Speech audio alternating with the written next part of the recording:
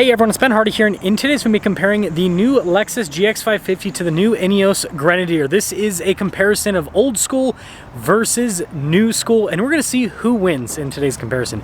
Before we get in this video, I want to give a huge shout out and thank you to Warner Ineos Grenadier for giving me some time with this Grenadier. They actually have a few of these that are available for sale for immediate delivery.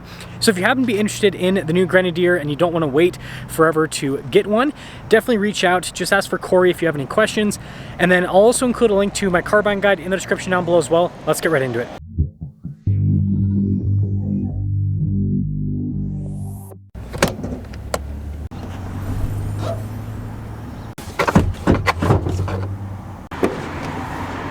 Under the hood of the Lexus is a twin-turbo 3.4-liter V6 that goes through a 10-speed automatic transmission. Fuel economy is 15 around town and then 21 on the highway, with power outputs being 349 horsepower and then 479 pound-feet of torque. Now, powering the Grenadier is BMW's B58. It is a 3-liter inline-6, it's turbocharged, and it goes through an 8-speed automatic transmission.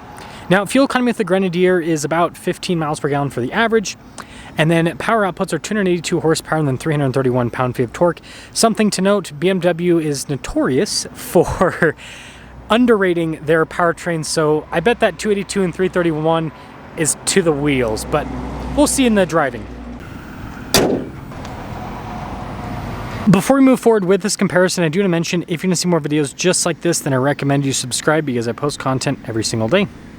So both of these SUVs have a boxy off-roader style, but not all boxy off-roaders are created equal. So first off, you can see with the Lexus, it's super boxy there at the top, but then down below they've integrated Lexus's styling, which is kind of more of like a sharp-edged sports car style. I mean, look at the headlights, look at the grille, for example. So it's kind of mixed, whereas this looks like an old school Defender. It's just boxy to the end, and so you basically have old school boxy off-roader design with, I guess, what you could call more of a new school off-roader design.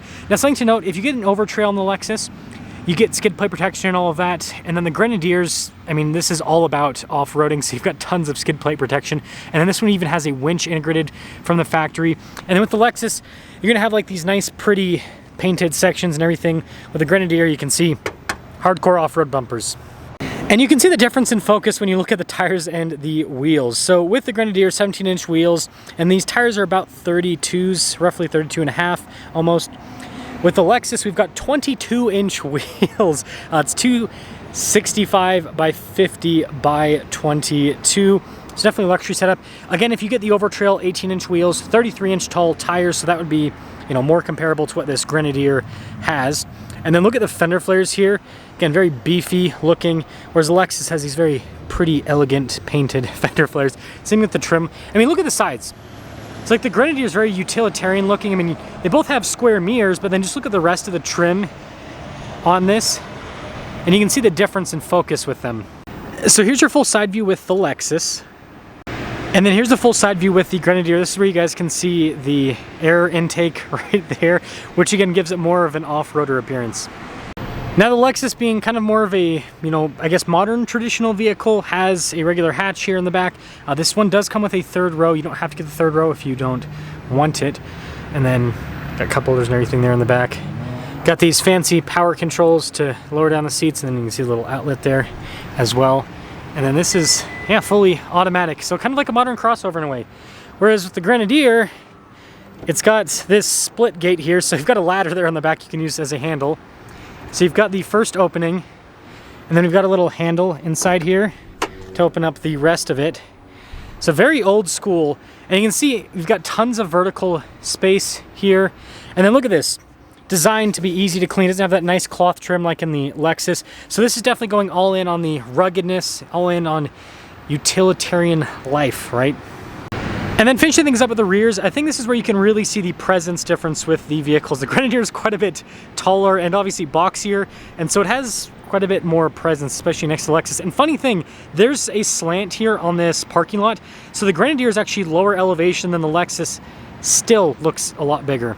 Anyways, got a big spare tire here on the back with the Grenadier, so again, it's got like the old school off-roader items. Look at the approach angle back there. Whereas the Lexus, it's again, it's boxy with the design, but it's kind of more of the, you know, modern design with how the bumper is put, no spare tire on the back, all of that. Now in the back of the Grenadier legroom back here is pretty solid. We've got some vents here in the rear. You can see an outlet situation, everything right there. And this particular one has the leather seats. You can also get like rugged cloth seats, but this one's got the leather ones. And then this doesn't necessarily have like the most premium materials, but fit and finish is super tight. Everything looks and feels very durable. You've got tons of headroom. The only downside of getting in is you can see how this kind of comes down low. So when you step up in, I've almost hit my head a few times coming in. That's the only downside. Now inside the Lexus, it's actually a little bit more cramped than the Grenadier with the legroom here. It's a little storage pocket. Again, more modern with this setup. So you got like your climate controls down below, USBs, all of that. And look how fancy these seats are. It's pretty cool looking. You can see with the door panel, again, luxury is the theme here. And then, yeah, not as much headroom as the Grenadier, but it does have this big old sunroof up top. Well, the Grenadier, you do have to stick a key in the ignition the old school way. It's a pretty cool startup. Again, with the front door panel, you can see really tight fit and finish with all of the trim here, all the remote controls, all of that. And I love just how tight everything feels. I mean, when you close the door, super solid. You can see the mirror right there. And then this one has the fancy leather steering wheel. So it's like this brown leather that's supposed to age nicely over time. And the Grenadier, I think that's a pretty cool option. Of course, we got the toot horn right there. And then you can see, this is the warning. We just have a little bit too much air pressure, I guess, in the tires. So we got a little tire light on this.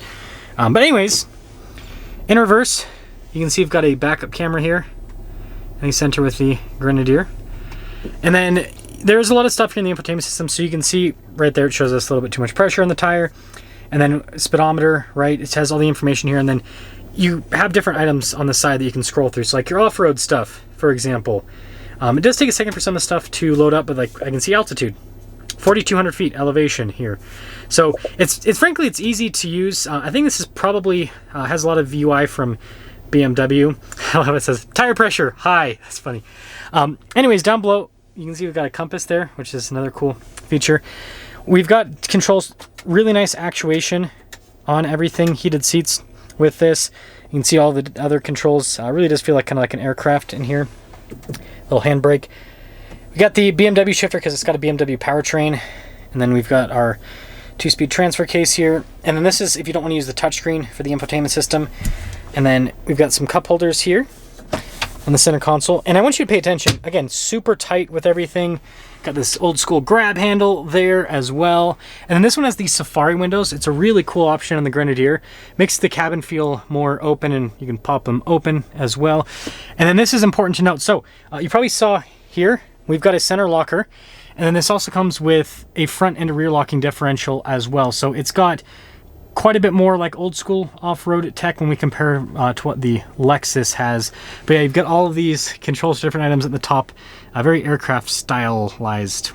Now with the Lexus going the modern route, got a push button. And then looking at the door panel here, again, kind of like fancy with the design. Got your mirror adjustments and all of that. Boxy mirrors though.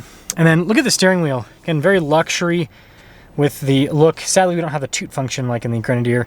Do have paddle shifters there. See the digital gauge cluster. So that's more traditional. I will say I do like the fact that this has a gauge cluster front and center. I don't have to look at a screen in the center for that. And then we also have a 360 camera system. So you're going to notice the Lexus comes with more tech. The Grenadier had heated seats. This has heated and ventilated seats. We also have a dual zone climate. See their drive mode select here, and this is cool with the trim. Shifter for the 10-speed. And then we do have a 2-speed transfer case just like the Grenadier. Center locker. If you get the Overtrail, you also have a rear locker. There's no front locker available with the Lexus. And then you can see here with the cup holders, wireless phone charging pad, center console. It's a cool box too, which is cool. And this actually feels pretty dang tight and sturdy. And then we've got a camera rear view mirror, and then you can see we've got this opaque sunroof. It's very interesting to say the least. Now, as equipped, after destination and everything, that Lexus is in the mid-80s, like 85, 86 range. That Grenadier is just over $90,000 with all the options that it has. Let's drive them and talk about things.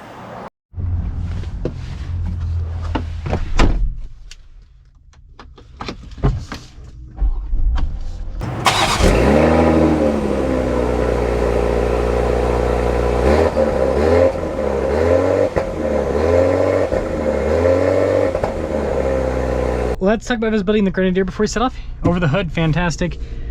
Both mirrors. Throughout the rear gets a little bit dicey with that weird split gate, but it's not too bad. And the mirror, I mean, yeah, not the best rearward visibility, but it's the price you pay. So this is a very interesting comparison. I think some people are gonna be making this comparison because we live in what I would call like the end of the golden age of SUVs and trucks, because we're just getting to that point where things are going super complex with the hybrids and the EVs and all that kind of stuff, but you can still get stuff like this that's more simplistic. And so it's like trucks and SUVs are as off-road capable and as technologically advanced as they've ever been without going too far, in my personal opinion. Now this B58, it's a great engine, really good torque, and it's so smooth. That's the other thing that's great about this powertrain. Now we'll compare it to the Lexus on the same trip. Yeah, so like everything about this is actually really, even that auto stop start is smooth. But yeah, the torque is, and you hear 331 pound-feet of torque, and you're like, man, this is so down on power compared to the Lexus.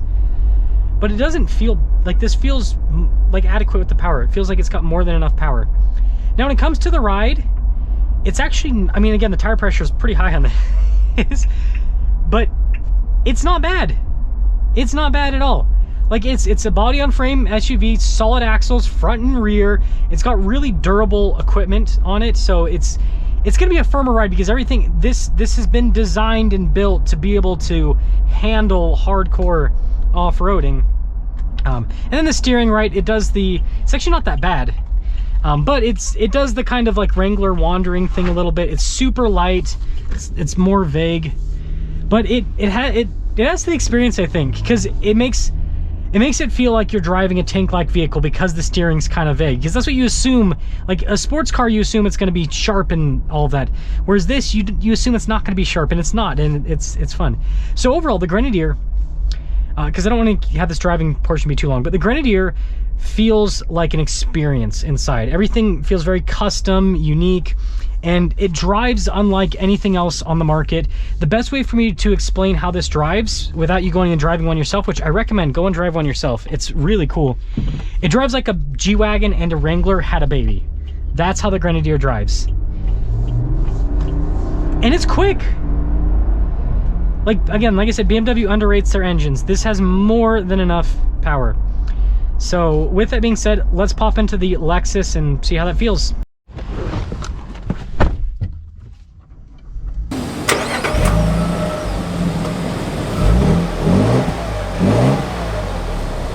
Lexus visibility, a little bit better through the back. We also have the camera review mirror. Benefit of technology, as long as it works, right? And that's something that I do want to touch base on right away. The Lexus is a more loaded up, technologically advanced vehicle, which comes with its benefits as long as you can get it fixed under warranty and as long as it lasts, right? Those two things. Because as soon as some of this stuff breaks, like, I don't even want to know how much that costs to replace. I know how much this thing costs to replace. I've been told it's something like $15,000. This sunroof, the opaque sunroof thing, cool option. How much does that cost to replace? So that's kind of, I don't know, something on my mind with this particular comparison when we're comparing such a basic vehicle to such a loaded up vehicle. Now, surprisingly, even though this has over 100 pound-feet of torque more on paper, it doesn't really feel like that much punchier. Now, I'm gonna pay attention to the RPMs because I'm noticing the BMW, or the BMW powertrain rather, in the Grenadier, it was going up to a little bit higher RPMs. So that shows you the torque difference. That engine was having to pop up a little bit higher in the RPMs. Whereas this, I feel like I can rely on a little bit less pedal. So there's actually a perceivable difference. And I'll make sure coming around here again. Now this drives more like a modern vehicle, so the steering is electric and it's very, like, there's no, like, the vehicle just moves with the steering. There's no give like in the Grenadier. And same thing with just like how this drives. This drives more like it's still a body on frame SUV, but it drives, I would say, more like a unibody almost, in a way, more car-like, which isn't bad. I do think Grenadier is a little bit noisier with the road noise.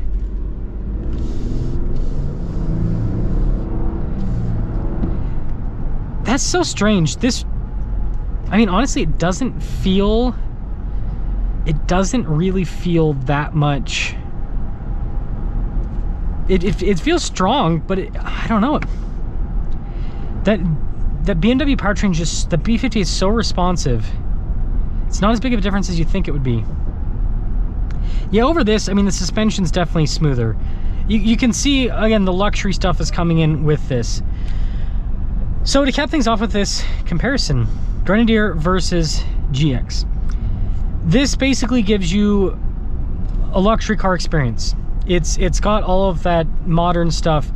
The downside, again, they do make the Overtrail version, which is more off-road ready, but this is objectively going to be worse at off-roading, not from a grip perspective, but you've got all these pretty pieces that aren't going to be able to take hits from rocks and all that kind of stuff. Again, the Overtrail has some protection, but it doesn't compare to the Grenadier. And then, yeah, that's the other thing, is like the tech in this. It's really cool while it works, but how long is this stuff going to work? Time will tell on that. And then, like I said, experience-wise, I just feel like I'm in a Lexus. It's a Lexus that drives kind of more tank-like, which is cool. Some of you might like that, but it doesn't feel special. I mean, I feel like I could get a similar interior experience in a, yeah, much less expensive, I don't know, like a Lexus IS, for example. So there is that part of it. The Grenadier feels like more of an occasion. So it depends on what you're going for. I feel like if you have calluses on your hands, you'll like the Grenadier more. If you don't, you'll like the Lexus more. I don't know another way to put it, but let me know which one you like more. But after this comparison, this Grenadier, it feels special, it feels unique, it feels really well built. This doesn't feel as special. And what I will say is, this is a pre-production car, so I don't want to judge build quality on this, but what I will say is that Grenadier, I've reviewed a full production like Lexus LX, which is even more expensive than this, and that Grenadier feels like it's tank-like a G-Wagon. It feels so well built. This just has Toyota and Lexus's modern build quality, which isn't bad, but it ain't. They just don't build them like they used to. They don't build them like they used to. Let me know your thoughts.